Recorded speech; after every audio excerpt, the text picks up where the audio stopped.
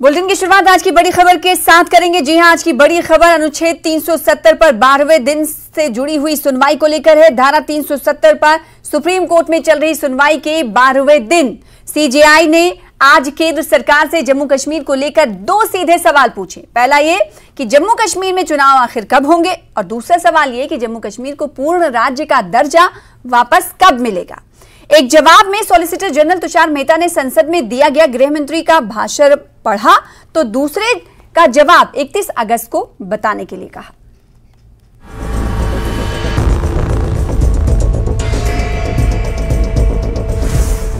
ये supreme court में धारा 370 पर संविधान पीठ की सुनवाई का वीडियो है, जिसमें मंगलवार को सुनवाई के 12वें दिन जम्मू कश्मीर को राज्य से केंद्र शासित प्रदेश बनाने की वैधता पर बहस हुई। इसी दौरान 5 सदस्यीय संविधान पीठ के अध्यक्ष सीजेआई डीवाई चंद्रचूड़ ने सॉलिसिटर जनरल तुषार मेहता से 2 सवालों के 2 टूक जवाब मांगे। This is Justice Bhagwati's decision, not the majority in Rajasthan. Majority, I can show. This is a better verdict from my point of view by both the houses on all occasions. Whilst the proclamation is in force during the period of 2 months, the President can exercise all the powers of the governor assumed by him, and the court cannot read. Jammu Kashmir पर CJI का पहला सवाल था, जम्मू कश्मीर को राज्य का दर्जा कब वापस मिलेगा। जवाब में सॉलिसिटर जनरल तुषार मेहता ने कोर्ट को बताया कि सरकार से निर्देश मिला है कि लद्दाख अस्थायी रूप से केंद्र शासित प्रदेश रहेगा, जबकि जम्मू कश्मीर अस्थायी रूप से ही मौजूदा स्थिति में रहेगा। हालांकि हालात सामान्य हो जाने पर उसे पूर्ण राज्य का दर्जा दे दिया जाएगा। सॉलिसिटर जनरल ने ये बताते हुए धारा 370 हटाने के फैसले के दौरान गृह मंत्री अमित शाह का संसद में दिया गया भाषण भी कोर्ट में पढ़कर सुनाया। This is Lok Sabha. This one. This is Lok Sabha. What I am reading at page 763 is Lok Sabha. All members participated in the debate, and relevant is the last para. अध्यक्ष महोदय, मैं अनुच्छेद 370 की बात बाद में करूंगा। सबसे पहले मैं इस चर्चा में काफी सारे सदस्यों ने भाग लेते हुए कुछ चीजों के बारे में जानना चाहा है, कुछ मुद्दे भी उपस्थित किए हैं, जिनका मैं सबसे पहले जवाब देना चाहूंगा। काफी सारे विपक्ष के सदस्यों ने कहा है, सम्मानीय सदस्यों ने कहा है कि यूटी क्या हमेशा के लिए है, यूटी क्यों बनाई गई है, यूटी कब तक रहेगी। सोएन ने भी कहा। मैं इस सदन के माध्यम से पूरे देश के सामने और विशेषकर घाटी और जम्मू, घाटी मीन्स वैली, ये लोगों के सामने स्पष्ट करना चाहता हूं कि जहां तक यूटी का सवाल है, परिस्थिति सामान्य होते ही उचित समय पर पूर्ण राज्य का दर्जा देने में इस सरकार को कोई आपत्ति नहीं। सीजेआई का दूसरा और सबसे महत्वपूर्ण सवाल था कि जम्मू कश्मीर में चुनाव कब होंगे। चुनाव को लेकर सॉलिसिटर जनरल ने कहा कि अक्टूबर 2020 में स्थानीय निकाय के चुनाव हुए, लद्दाख में पहली बार LAHDC के चुनाव भी हुए, करगिल में 23 सितंबर को चुनाव होना है, लेकिन जम्मू कश्मीर में कब चुनाव होंगे इस बारे में 31 अगस्त को बताया जाएगा। That's what we have understood, but we'll meet personally, Learned AG and me, and we will make a statement. Election to Ladakh Autonomous Hill Development Council Leh is held in October 2020 for 26 seats, and for Kargil it is going to be held on 10th of September 23. ऐसे में अब जम्मू कश्मीर के लोगों को 31 अगस्त का इंतजार है, जिस दिन केंद्र सरकार सुप्रीम कोर्ट में ये बताएगी कि जम्मू कश्मीर में चुनाव कब होंगे। सुशील पांडे, दिल्ली, न्यूज़ 18। आगे बढ़ेंगे। श्री अमरनाथ जी यात्रा के चलते रात भर कयाम के बाद छड़ी मुबारक चंदनबाड़ी से निकलकर महंत दीपेंद्र गिरी की निगरानी में शेषनाग पहुंच गई है। शेषनाग पहुंचने से पहले चंदनबाड़ी में खुसूसी छड़ी पूजन की गई, जबकि शेषनाग पहुंचने पर छड़ी मुबारक का शानदार स्वागत किया गया और शाम को वहां पर आरती के साथ साथ खास पूजा भी की गई। वाज़ेह है कि 31 अगस्त को पवित्र गुफा में आखिरी दर्शन के बाद इस साल की श्री अमरनाथ जी यात्रा को इख्तिताम पजीर किया जाएगा और इस साल लगभग 4.5 लाख से ज्यादा श्रद्धालुओं ने मुकद्दस गुफा में बर्फानी शिवलिंगम के दर्शन किए। त्रयोदशी की रात्रि शेषनाग में, चतुर्दशी को पंचतरणी जो कि 30 अगस्त का दिन है। इस बार जो रक्षाबंधन का पर्व है वो 30 को ही मनाया जाएगा, लेकिन जो श्रावण पूर्णिमा है वो सूर्य उदय के साथ 31 अगस्त को है। ये ठीक यही परिस्थिति पिछले वर्ष भी बनी, तो इस बार भी हम 31 अगस्त प्रातःकाल अर्ली मॉर्निंग वहां से चलेंगे पंचतरणी से, और 5 बजे से पहले हम प्रयास करेंगे कि पवित्र गुफा में पहुंच जाएं और सूर्य की पहली किरण के साथ सूर्य उदय होते ही हम ये पूजा प्रारंभ करेंगे। चूंकि ये तिथि श्रावण पूर्णिमा सूर्य उदय के साथ 31 अगस्त को है, तो ये पूजन हमारा जो पारंपरिक पूजन है उस पवित्र गुफा में, जहां पर माता पार्वती के आग्रह करने पे भगवान शिव ने वो कथा कही जिसको सुनने से व्यक्ति जीवन और मृत्यु का जो चक्र है उससे मुक्त हो जाता है। तो वहां पर हम ये पूजन करेंगे, वैदिक मंत्रों से पूजन अर्चन किया जाएगा और 31 अगस्त की रात्रि वापस आकर फिर हम पंचतरणी में विश्राम करेंगे। 1 सितंबर को पंचतरणी से शेषनाग चंदनबाड़ी होते हुए रात्रि पड़ाव होगा पहलगांव में। 2 सितंबर को लिद्दर नदी पहलगांव के किनारे पूजन विसर्जन और उसके पश्चात महात्माओं का भोज, और इस वर्ष की जो छड़ी मुबारक स्वामी अमरनाथ जी की यात्रा है वह पूर्ण होगी। श्री बुढ़ा अमरनाथ मंदिर में रक्षाबंधन मेले के पहले दिन दिखी भारी भीड़। मेले में मौज मस्ती, खरीदारी करने, निःशुल्क स्टॉलों पर लजीज पकवानों का आनंद लेने, मंदिर के आसपास झूमते नाचते स्नान करने के साथ ही मंदिर में दर्शन पूजन करने के लिए कतारों में तमाम श्रद्धालु दिखाई देते रहे।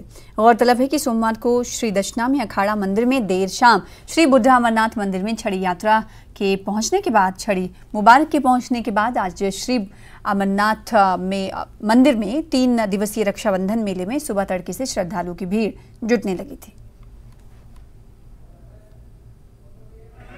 जैसे कि कल से जो छड़ी यात्रा के अवसर पर ये जो 3 दिन का यहाँ पे एक मेला सा रहता है। वैसे तो ये पूरा 1 महीना लगभग मनमास के महीने से ये जो है यात्रा शुरू हुई, लेकिन जो मेन जो है कल जो छड़ी यात्रा आई उसके साथ से ही, और आज भी आपने देखा है कि आज भी लगभग उसी तरह के भक्तों का जो है तांता जो है लगा हुआ है, और ये भक्तजन जो है वो बाबा चट्टानी के दर्शन करके अपनी मन की मुरादें जो है पाने के लिए आए हुए हैं।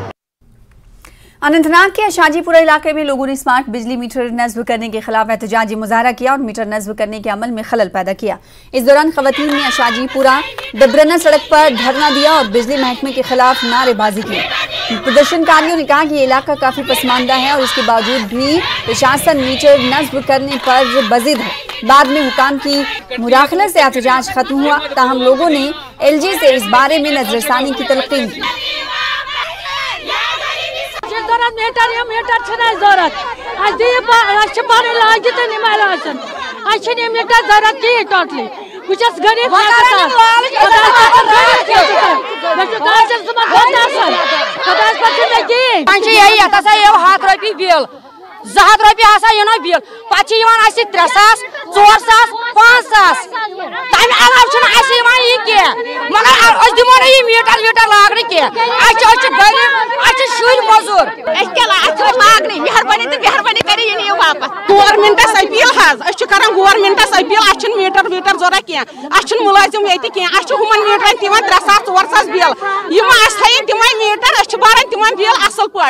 As an employee, as an engineer, मैं इनको कन्विंस करने की कोशिश कर रहा हूँ कि पुराने मीटर और नए मीटर में फर्क नहीं है। अगर 4 लाख मीटर लगा है, कोई एक माल फंक्शनिंग मीटर कर देता है, उसकी मिस फंक्शनिंग हो जाती है, उसमें बिल या आईडी चेंज हो गए या कुछ मिस फंक्शनिंग होगी। 4 लाख मीटर में से अगर 10 मीटर का एयरफेयर हो गया, that is the technical part. But 4 lakh meter जहां लग गए हैं आज की डेट में स्मार्ट मीटर, अगर 3,98,999 मीटर्स में कोई डिफॉल्ट नहीं है, सबका बिल नॉर्मल आ रहा है।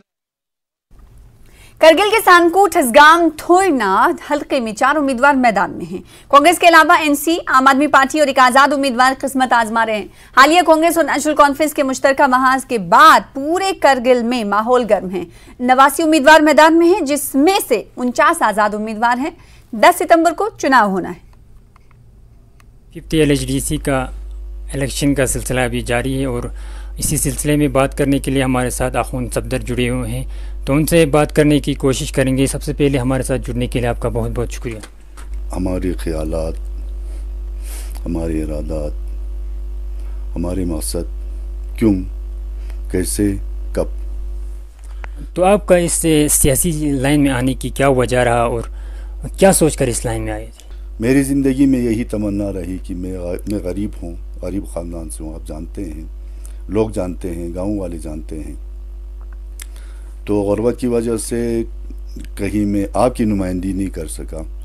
आप इस बार आप यूँ कहेंगे इस वक्त क्या अमीरी में मैं उसी हाल में हूँ, लेकिन रोज़गार के पीछे, रोज़गार में आना बहुत ज़रूरी था। मुलाजिमत थी, छोटी सी अरबी टीचर थी, अब वो मुझसे अलग हो गई। तो अब मैं चाहता हूँ कि अपनी ज़िंदगी का जो कुछ हिस्सा मेरा बाकी होगा, मैं आपकी नुमाइंदगी करूँगा, गरीबों की मैं नुमाइंदगी करूँगा, मैं देखूँगा। ये घुमा महल्ले की इमामबाड़ा 12 साल से ज़ेर तामीर है। कब से? 12 साल से। 12 साल से गरीबों ने अपनी पूंजी उसमें खर्चा करके जा रहे हैं। जब अफवाहें आए, हमारे डॉक्टर साहब वहाँ जाते हैं, लोगों को पेशकश करते हैं, मैं 2 लाख रुपए आपको दे दूँगा। क्या इन 12 सालों में वो इमामबाड़ा नज़र नहीं आए? या तो यूँ कहे मेरे पास 2 लाख रुपए नहीं थे, तो वो भी गलत बात है, क्योंकि आप उस वक़्त भी करोड़ों में हैं, अब भी करोड़ों में हैं। या तो यूं कहे मुझे इमामबाड़ा नजर नहीं आया, वो भी तो गलत। इमामबाड़ा आपके बगल में है, तो ये पेशकश क्यों? ये नाइंसाफी नहीं तो और क्या है? 12 साल में तो कभी 2 रुपए का भी पेशकश नहीं किया। आज जब उनको कानून में ये आ गया, आखुन सदर मैदान में रहे, तो वहां जाके 2 लाख की पेशकश करते हैं रिश्वत की। ये सिलसिला क्यों? मैं चाहता हूं इस किस्म के सिलसिले को ख़त्म करूं आपसे। अब मैं जीते, वो जीते, कोई और तीसरा जीते, चौथा जीते, मैं उसके पीछे रहूंगा। तो आपको इस इलेक्शन में जीतने की कितनी उम्मीद है? देखो, मैं सिर्फ इतना कहूँगा आपको, उर्दू का एक शायर है, मैं अकेला जा रहा था जानिबे मंजिल मगर, मैं अकेला जा रहा था जानिबे मंजिल, हाँ मगर लोगों को आते आते आते काफिला बनता क्या। अब रिजल्ट पे आपको नतीजा है, मैं रिजल्ट के साथ आपको जवाब दे दूँगा। अगर आप ये इलेक्शन जीते तो किस पार्टी में जाना चाहेंगे? मैं किसी भी पार्टी में नहीं रहूंगा, मैं उस पार्टी में रहूंगा जहां मेरे वोटर मुझे कहे। अगर मेरे वोटर ये कहें तुमको इसी तरह रहने, मैं ऐसे ही रहूंगा। तो आप जवानों के बारे में क्या सोचा है? अगर आप जवानों के बारे में मैंने पहले आपको कहा, उनकी जो हुकूक है, रोजगार है, जो फंड्स हमारे नाम पे फर्ज करे, एक कौंसलर के नाम पे जो फंड्स आते हैं, वो हूबहू उसी अंदाजे की फंड्स है। तो अगर आप जीतेंगे तो किन किन मुद्दों पर काम करेंगे, क्या क्या डेवलपमेंट? मैं बस कल परसों आपको प्रिंट करके दिखा रहे हैं, इंशाल्लाह वो आप पढ़ लीजिए। ब्रेक के बाद एक बार फिर से आपका स्वागत करते हैं। उधमपुर में एक दिल छू देने वाली घटना घटित हुई है, जहां सड़क पर QRT ड्यूटी पर तैनात CRPF 137 बटालियन के जवानों को स्कूली छात्राओं ने राखी बांधी। स्कूली छात्राओं द्वारा बांधी गई राखी से जवान काफी खुश नजर आए। अपने घरों से दूर इन जवानों को अपने पन का एहसास हुआ।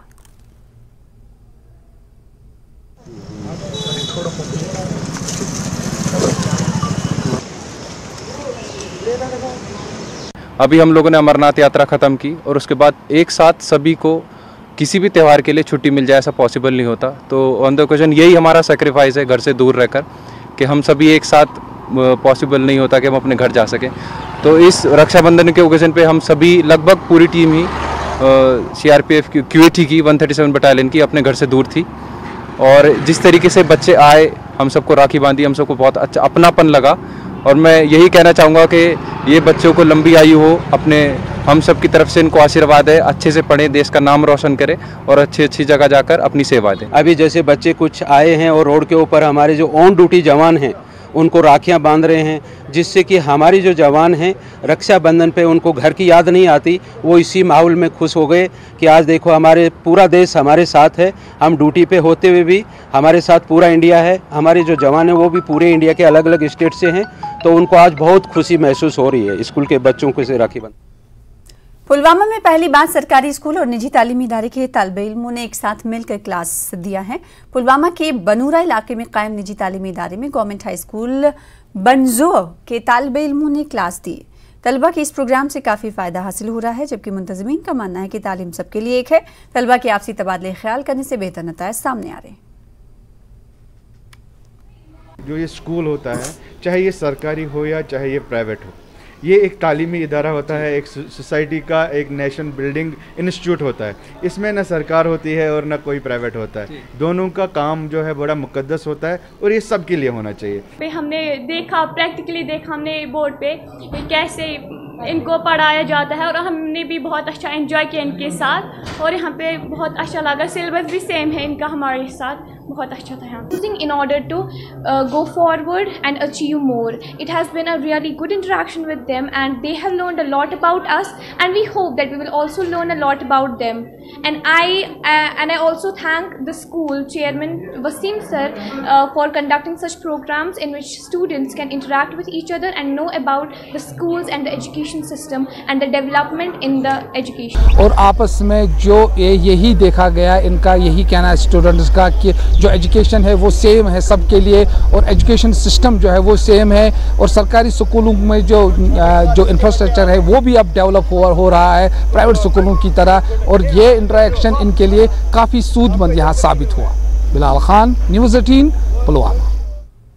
अन्या के गांव नंदपुर में दंगल का आयोजन किया गया, जिसमें हरियाणा से आई महिला पहलवानों ने भाग लिया और बड़ी संख्या में लोग दंगल देखने के लिए पहुंचे। वहीं विजेता पहलवानों को पुरस्कार भी दिए गए। इस मौके पर शिवसेना हिंदुस्तान के युवा प्रदेश अध्यक्ष गणेश चौधरी और सरपंच ज्योति चौधरी मुख्य तौर पर उपस्थित रहे। चलते फिरते नजर आ रहे। युवा सेवा एवं खेल विभाग ने एक सप्ताह तक चलने वाले खेल महोत्सव के दूसरे एडिशन के आयोजन के लिए government college of physical education को चुना है, जिसका उद्घाटन मुख्य सचिव अरुण कुमार मेहता ने किया, जिनके साथ सचिव युवा सेवा एवं खेल सरमद हफीज और विभाग के अन्य अधिकारी भी मौजूद रहे। उद्घाटन समारोह में कश्मीर के विभिन्न स्कूलों सहित 37 प्रतिभागी विश्वविद्यालयों और कॉलेजों से लगभग 5000 छात्रों ने भाग लिया। छात्रों को उनकी प्रतिभा दिखाने के लिए मंच प्रदान किया गया। इस भव्य कार्यक्रम में रंगारंग प्रोग्राम भी पेश किए गए। That sports day and during this event जो यहाँ पे स्पोर्ट्स मेगा फेस्टिवल हो रहा है गांधरबल कॉलेज में, फिजिकल एजुकेशन कॉलेज में, इसका मेन मोटिव यही है कि हमें बच्चों को अवेयर करना है स्पोर्ट्स कैसे क्या खेला जाता है और खासकर ड्रग्स से हम दूर कैसे रखें बच्चों को, ये इसका मेन मोटिव है और बहुत अच्छा लग रहा है, बहुत अच्छा एक्सपीरियंस है, बहुत काफ़ी कुछ सीखने को मिल रहा है यहाँ पे। ध्यानचंद जी को याद करते हैं और उन्होंने जो सिखलाई दी पूरे कंट्री को कि किस तरह से हौसलों से हम आगे बढ़ सकते हैं, तो नेशनल स्पोर्ट्स डे के लिए आज ये कार्यक्रम था और सबको पूरे जम्मू कश्मीर को नेशनल स्पोर्ट्स डे के दिन में सब। भारत के अन्य हिस्सों की तरह जम्मू में के हाखो स्टेडियम में राष्ट्रीय खेल दिवस के समारोह का आयोजन किया गया। समारोह में मेजर ध्यानचंद सिंह को पुष्पांजलि अर्पित की गई। एडीजीपी मुकेश सिंह ने समारोह में भाग लिया और मीडिया से बात करते हुए कहा कि जम्मू कश्मीर एक खेल केंद्र के रूप में उभर रहा है। युवा खेल के क्षेत्र में अपनी दक्षता साबित करने के लिए उत्साह के साथ भाग ले रहे हैं। मेजर ध्यानचंद जो हॉकी के जादूगर माने जाते हैं, उनके जन्मदिन के मौके पे ये नेशनल स्पोर्ट्स डे मनाया जाता है। जम्मू कश्मीर में स्पोर्ट्स को एक नया इम्पेटस मिला है। आप देख रहे हैं कि किस तरह से कश्मीर में नई टूर्नामेंट्स हो रहे हैं, जम्मू में टूर्नामेंट्स हो रहे हैं। जिम्नास्टिक्स की टीम, फेंसिंग की, बॉक्सिंग की, ये सब नेशनल लेवल पे और इंटरनेशनल लेवल पे वुशु की टीम, ये सब एक्सेल करके आई हैं। और जैसा कि भारत का ओलंपिक्स में हमारा पिछले बार हाईएस्ट मेडल टैली था, इस बार हमारी उम्मीद रहेगी कि उससे भी बढ़ के टैली रहे। अध्यक्ष जिला विकास परिषद गांधरबल नुजहत इशफाक ने ईडीडीसी गांधरबल और अध्यक्ष नगर परिषद गांधरबल के साथ गांधरबल के कमरिया पार्क में फन फेयर मेले का उद्घाटन किया। इस मनोरंजक मेले की एक ऐतिहासिक पृष्ठभूमि है। इसकी स्थापना सूफी संत सैयद कमरुद्दीन बुखारी के वार्षिक उर्स के दौरान की गई थी।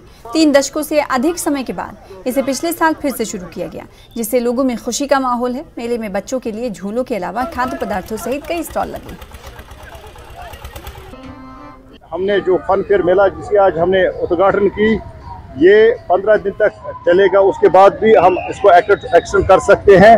आप खुद भी देख सकते हैं यहाँ हमने कितने स्टॉल्स लगाए, हर एक डिपार्टमेंट का यहाँ स्टॉल है। फर्स्ट एड CMO साहिबा जो है उन्होंने भी यहाँ फर्स्ट एड का जो स्टॉल है वो यहाँ इंस्टॉल किया है। मकसद यही था आवाम को खुश करना है। जो मायूसी पिछले 30 सालों से लोगों के चेहरे पे थी वो हम धीरे धीरे वो उसको हम दूर कर रहे हैं। हम लोगों की जो मुस्कुराहट वो हम देखना चाहते हैं। कमरुद्दीन बुखारी रहमतुल्लाह अलैह का आज सालाना उर्स मनाया जा रहा है। उसी वजह से हमने आज फन फेयर का इनॉग्रेशन भी किया है कमरिया ग्राउंड में। यहाँ डिपार्टमेंट्स के स्टॉल्स भी लगे हैं। शहीद शेख अब्दुल जब्बार साहब के उधर ब्लड डोनेशन कैंप भी लगाया गया है। तो मुख्तलिफ डिपार्टमेंट्स के स्टॉल्स भी लगाए गए हैं, गवर्नमेंट डिपार्टमेंट्स के। और अब हमारे मिशन स्वच्छता और पानी की खास रिपोर्ट पर रुख करते हैं। स्वच्छता कर्मचारियों को एक अच्छी जीविका का विकल्प प्रदान करने के लिए हार्पिक ने देश भर में वर्ल्ड टॉयलेट कॉलेज स्थापित किए हैं। आइए देखते हैं कि किस तरह से वर्ल्ड टॉयलेट कॉलेज औरंगाबाद में इन सफाई कर्मचारियों के जीवन में एक सकारात्मक परिवर्तन ला रहे हैं।